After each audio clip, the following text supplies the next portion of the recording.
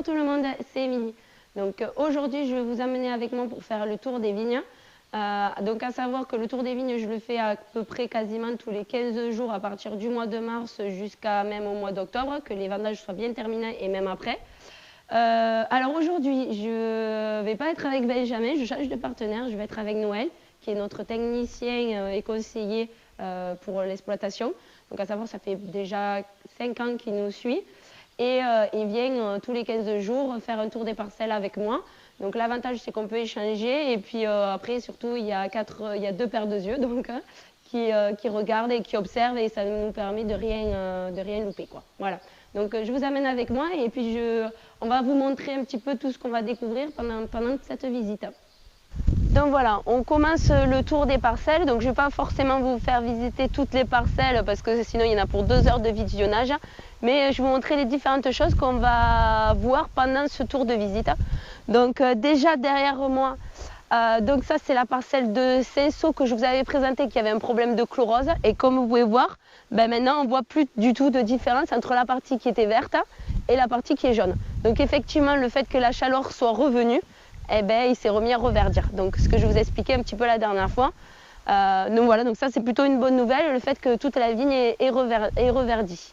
Donc me voici toujours dans la parcelle de Saint-Saul.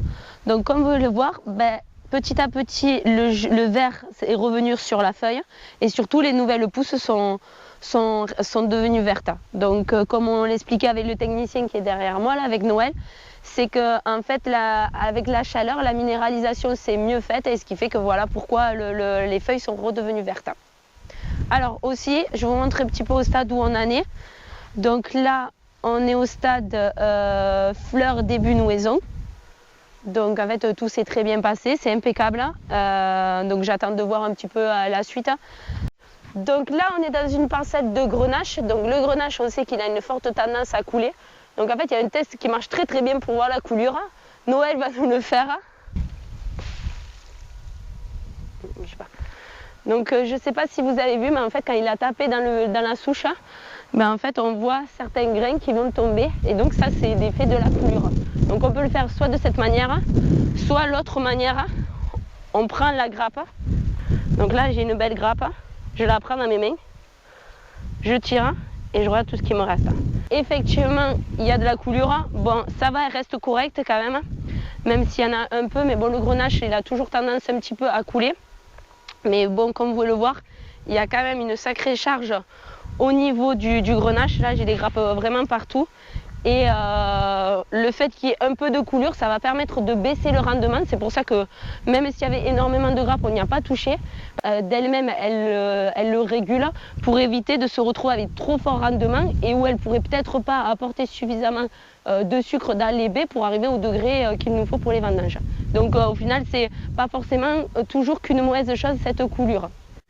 Donc là, nous voici dans, ça c'est une parcelle de côte, donc c'est un plantier qui a été planté en 2017, donc ça fait partie c'est une des plus jeunes parcelles du domaine. Alors, qu'est-ce qu'il y a à faire comme travail? Donc là, il faut repasser l'intercept parce que là, il y a le chien dent qui est en train de redémarrer. Donc là, ça fait partie de l'avantage de faire le tour des vignes, ça me permet de voir aussi l'organisation du travail. Donc là, ça veut dire qu'avec Benjamin, il faut qu'on repasse l'intercept pour éliminer le chien dent parce que là, il va apporter de la concurrence avec la vigne, surtout sur une vigne aussi jeune. Donc là, il faut qu'on passe l'intercept assez rapidement. Ensuite, donc là, on est sur du Malbec, du côte. Donc là, on attend de voir un petit peu comment il se comporte, mais sûrement, parce que peut-être que cette année, je ne vais pas vouloir le vendanger. Ce qu'on risque de faire, c'est faire comme une sorte de vendange, faire une vendange inverse, c'est-à-dire qu'on va couper les grappes. Donc ça, je vous montrerai quand on y sera, parce que je ne veux pas l'affaiblir et le but du jeu, c'est plutôt qu'il se concentre sur la végétation, qu'il pousse bien et pas forcément qu'il me fasse des fruits. Donc là, on attendait un petit peu de voir la sortie, comment ça allait se passer, mais sûrement qu'on va faire une vendange en vert, voilà, pour éviter qu'il s'affaiblisse. Après, sinon, il est vraiment pas mal, il y a une jolie végétation, la couleur des feuilles est très belle, donc on en est plutôt satisfait du plantier. Là, me voici dans une parcelle de marselan qui a 6 ans maintenant.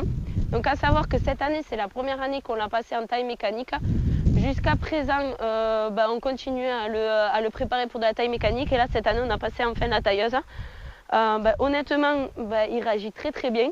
Bon, il y a une très grosse sortie sur le marcelan. Alors, à savoir, le marcelan, il a un peu une base comme le grenache, il a une base de grenache, donc il peut être sujet aussi à couler comme je vous ai montré. Alors là, on regarde, donc là je regarde au niveau de la main, il me reste très très peu. Donc j'ai très peu de graines dans la main. Donc ça veut dire que les produits qu'on a mis et le fait peut-être qu'elle soit passée en taille mécanique, en fait au final ça lui a peut-être fait du bien et ce qui fait qu'elle réagit très très bien. Donc à quel stade on en est là? On est au stade de fin floraison, début nouaison, comme vous le voyez là. Je vous approche un peu la caméra. Et quand on ouvre à l'intérieur, on voit qu'il y a énormément de monde. Il y a beaucoup de grappins. Donc on va voir si tout ça arrive comme il faut jusqu'au vannage. Ensuite, qu'est-ce que je viens de trouver? Non, même pas. En fait, je cherche pour voir si je trouve pas des attaques de vers de grappe avec des glomérules. Mais bon, il s'avère que cette année, les vers, ils n'ont pas voulu venir chez nous, ou pas, je sais pas. On en a trouvé la dernière fois, on a trouvé quelques impacts de vers, mais là, rien du tout, ce coup-ci.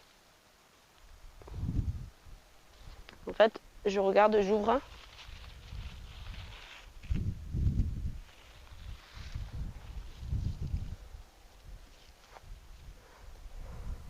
Bon, honnêtement, je ne vais pas me plaindre. Hein. C'est plutôt une bonne nouvelle de ne pas du tout trouver de dégâts. Ça veut dire que la confusion sexuelle marche très très bien. Donc alors dans cette parcelle, qu'est-ce qu'il y a à faire? L'intercept, ils l'ont passé comme il faut. Et ensuite, peut-être, mais là j'attends encore un petit peu. Peut-être pourquoi pas passer un coup de girobroyage pour couper l'herbe un peu plus bas. Mais après, sinon, cette parcelle, pour moi, elle est... en termes de travail, on est bon. L'estimage, il n'y a pas encore besoin parce qu'il n'y a pas suffisamment de végétation pour commencer à couper. Donc voilà, donc ce qui fait que pour l'instant, tout se passe bien et que la saison continue comme ça, on croise les doigts.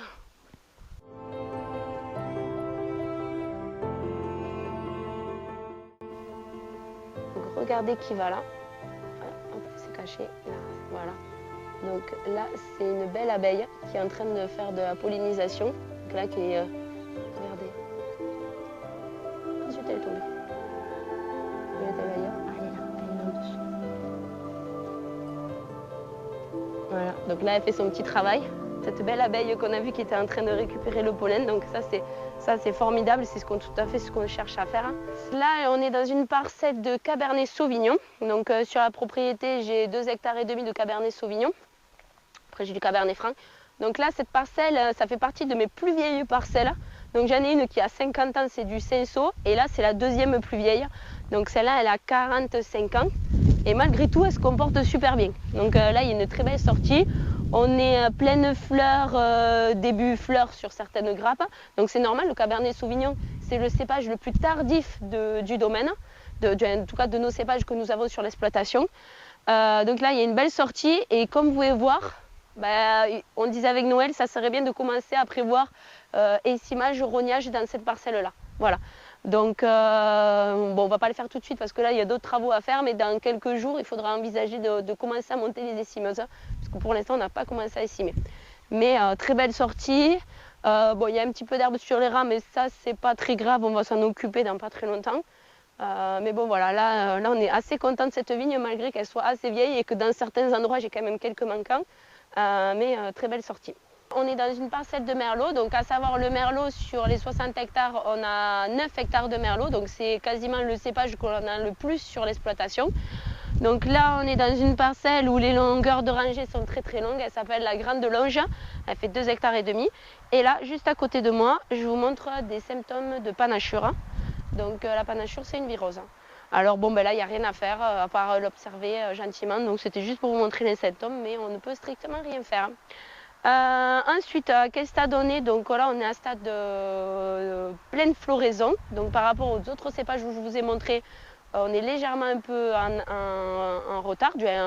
On va dire que les autres sont plus en avance que cette parcelle-là, ce qui est assez surprenant parce que le merlot fait partie des cépages qu'on ramasse au milieu de la récolte. Donc bon, après, sûrement, ça rattrapera son retard ou pas. Et on changera un peu notre mode d'avancement au niveau de la récolte. On disait avec Noël que l'année dernière, à cette même date, on avait perdu déjà 50% de la récolte. Et 11 jours après, on a perdu 80% de la récolte sur ces parcelles-là, surtout les parcelles de merlot. C'est-à-dire que des années où on fait facile 13 à 15 tonnes, l'année dernière, on a fait 2 tonnes hectare. Bon, on a mis la machine à vendanger parce que ça nous faisait de la peine de ne pas la ramasser, mais honnêtement, ça ne justifiait pas du tout le passage de la machine à vendanger. Donc là, on est relativement satisfait, il y a une belle sortie. Pour l'instant, il n'y a aucun dégât, ni sur grappe, ni sur feuille, parce qu'alors en plus, à savoir, l'année dernière, le merlot, il est un peu traître pour ça. C'est que sur feuille, il y avait pratiquement pas de dégâts, mais par contre, quand on soulevait le feuillage, qu'on faisait ça, il n'y avait quasiment plus de grappes. En tout cas, toutes les grappes étaient emplâtrées de mildiou. Donc cette année, quand on voit ce résultat, on est super satisfait de notre travail. Donc là, avec Noël, on est dans la dernière parcelle qu'on visite du domaine. Donc on est dans un chardonnay. Donc ça, c'est la parcelle la plus précoce du domaine. La preuve, je vous le montre en image. Donc là, on est au stade nouaison, stade petit pois. Grain petit pois, pardon. Stade de grain petit pois. Donc ça c'est. Voilà. Oh! Et au passage, on trouve quoi? Une glomérule, une fois de plus. Alors, est-ce qu'elle est habitée? On va trouver notre hôte.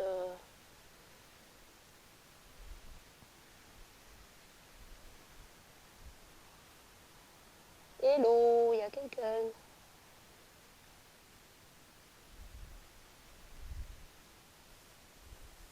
Non. Ah si, une belle chrysalide. Regardez. Attends, je vois plus rien. On met à l'ombre pour que vous ayez bien. Voilà, donc là, on voit la belle chrysalide.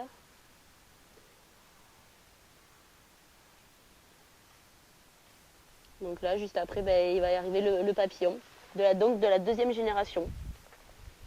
Donc il a fait des dégâts, quelques petits dégâts. Il a mangé quelques petits grains. Et il a fait donc, ce qu'on appelle la glomérule avec le soie. Donc la première génération, elle fait des glomérules au niveau des grains parce que c'est tout petit. Et ensuite, la deuxième génération, quand le ver va pondre, il va pondre donc sur le grain à stade de petit pois, donc même un peu plus gros, directement sur le grain. Et ensuite, le ver, quand il va éclore, quand il va sortir de l'œuf, il va carrément rentrer dans le grain et là, il va manger comme il faut les raisins. Donc là, bon, comme on disait avec Noël, on n'en trouve pas beaucoup, mais on en trouve quand même un petit peu dans certaines parcelles. C'est tout à fait logique et tout à fait normal. Bon, on va pas dire que c'est nos meilleurs copains, loin de là, mais voilà, c'est ce qu'on appelle la biodiversité et il faut accepter un petit peu de perdre un petit peu, quoi. Voilà. Après, donc par rapport à tout ce qu'on a vu, donc je vous fais une petite synthèse de tout ce qu'on a vu avec Noël. L'avantage, on n'a pas du tout trouvé d'oïdium, surtout dans les chardonnays, parce que le chardonnay, lui, par contre, fait partie des cépages les plus sensibles en oïdium. On n'a pas trouvé d'oïdium, on n'a pas non plus trouvé de mildiou, donc ça c'est très très bonne nouvelle. Bon, il faut dire on a fait les interventions qu'il fallait aussi. Des vers, comme on vous a montré, c'est les seules choses qu'on a trouvées, mais c'était vraiment léger et c'est en début de rangée, donc bon, voilà, c'est rien de très inquiétant, en tout cas ça ne justifie pas des interventions.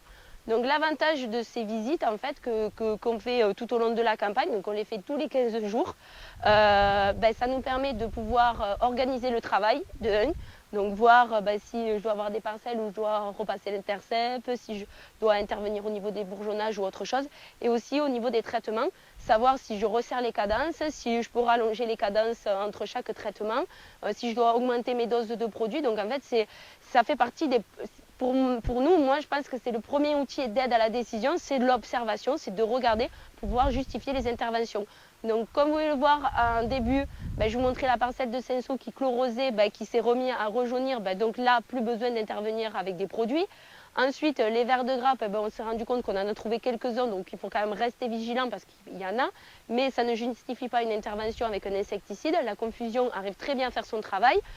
Ensuite, pour les traitements fongicides, donc anti-oïdium, anti-mildiou, on va continuer les cadences qu'on a à faire, mais on n'a pas besoin d'augmenter les produits par rapport au volume de végétation.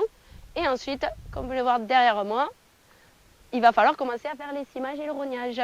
Donc, parce que là, ça va commencer à se croiser et quand Benjamin avec le pulvé va passer, quand on va passer avec les pulvés, on va avoir du mal, donc on va faire de la casse. Donc l'idéal, c'est quand même de décimer avant.